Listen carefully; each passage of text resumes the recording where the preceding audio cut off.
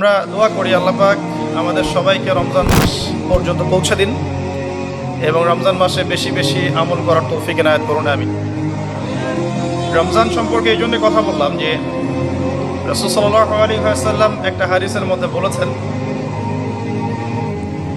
যে তিন শ্রেণীর ব্যক্তির জন্য ধ্বংস, তিন শ্রেণীর ব্যক্তির জন্য ধ্বংস, লাআনত, অভিশাপ।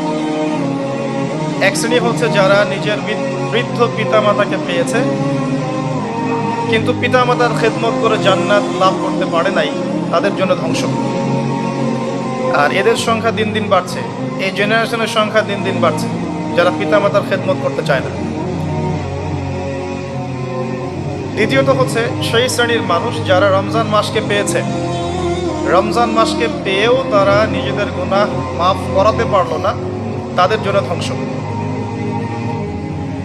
তৃতীয় শ্রেণী হচ্ছে তারা যাদের সামনে রাসূলুল্লাহ সাল্লাল্লাহু আলাইহি ওয়াসাল্লামের নাম উচ্চারিত হয়েছে কিন্তু রাসূলের নাম শুনে তারা দরুদ পাঠ করেন নাই।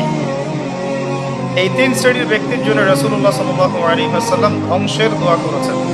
আমরা আল্লাহর কাছে দোয়া করি আল্লাহ পাক আমাদেরকে এই তিন শ্রেণীর অন্তর্ভুক্ত না করুন, আমিন।